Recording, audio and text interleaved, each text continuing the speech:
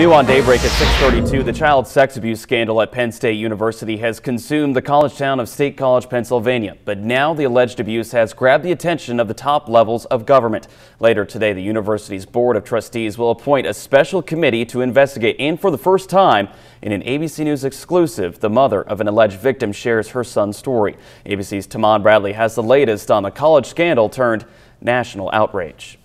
Back here at home at 6:34, Evansville police are looking for the person who set a home on fire Wednesday. Investigators determined the fire was the result of arson. Officials say the house was vacant and someone was trying to steal copper wire. The fire also damaged two nearby homes.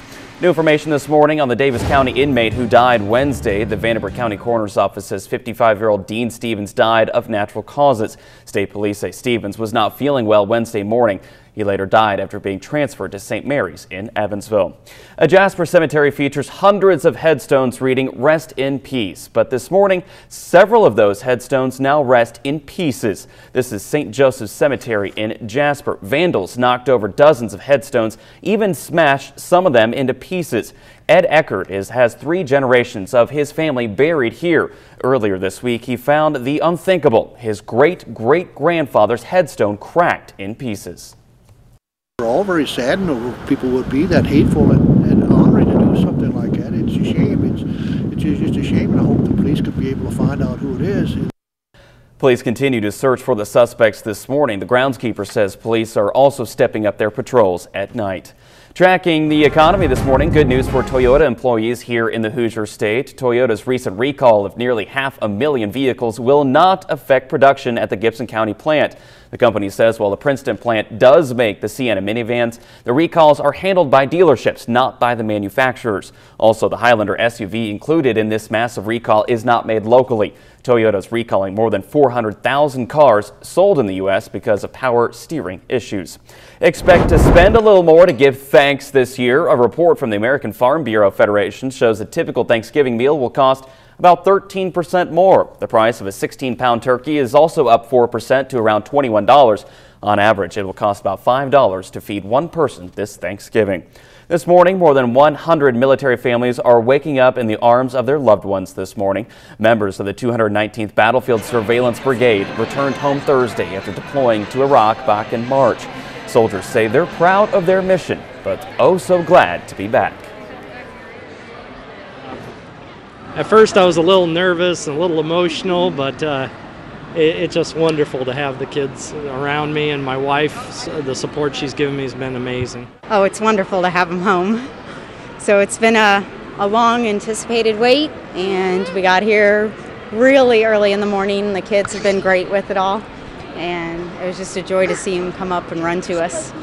The Johnson County Base Brigade now goes to Camp Atterbury for demobilization for the next 5 days. Thanks to a grant, a local rehab center looks to cross the digital divide. The Medical Alliance awarded Easter Seals with a $1,200 grant. Teachers say the money will go toward purchasing iPads for their classrooms. They say it will be a fun way to bring in new technology.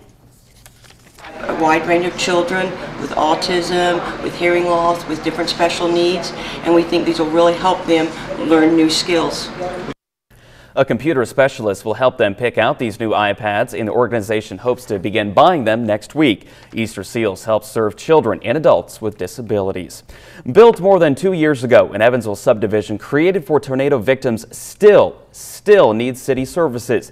The Habitat for Humanity built the New Haven neighborhood more than 2 years ago, but still hasn't turned it over to the city. Officials say delay after delay after delay has caused the holdup. It's just kind of natural for a project of this size to take a long time. And 2, we are a nonprofit charity, and we depend heavily on donations of time and talent.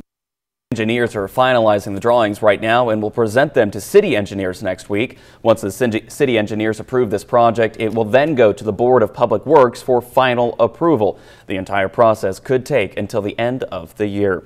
In honor of Veterans Day, Mesker Park Zoo will offer a special deal. All veterans and active military personnel can enter the zoo for free when accompanied by a paying customer. All you have to do is show a valid form of military ID upon entry. Mesker Park Zoo and Botanic Garden is open from 9 in the morning till 4 in the afternoon. Winter admission rates are $6.50 for adults and $5.50 for children between the ages of 3 and 12. Vandenberge County residents also receive a $1 resident. In addition to Veterans Day, the calendar also brings a certain amount of novelty to today. It's November 11th, 2011, or 11-11-11. This Perry Township girl is one-upping today's date. She's turning 11. That's right. Fifth grader Lindsay Coiro turns 11 years old on November 11th, 2011. Lindsay thinks the coincidence is pretty cool. How big a deal is that to turn 11 on 11-11-11? Really exciting. Why? Because it only comes once in a lifetime and it's really fun. When you take a look at fifth grade population, turning 11 on this date isn't remarkably shocking, but statisticians say when you take into account the world's population in all of their ages, that's what makes today so special, because most people will never celebrate their golden birthdays on their so-called golden year. Coming up on Daybreak, a stage for change. Indiana State Fair officials unveil their new plans for the year after the tragic stage collapse. So for the deer season, which opens up in Indiana and Kentucky tomorrow morning, I think it's going to be pretty nice out there. Clear skies, temperatures right around 40 degrees. So Jordan, you won't be shaking in your tree stand from the cold early in the morning time frame. I think I'll be shaking not because it's cold, because I actually have a gun in my hands. Like, what do I do with this? No, I know you and our director Dale Williams. You go out all the time deer hunting. Yeah. Well, actually, he did wear his camo into work today, did. so he is geared up and ready to roll. I know a lot of people ready for the deer season. Yeah, so that's right. All right. Hopefully you'll get your buck. Hopefully.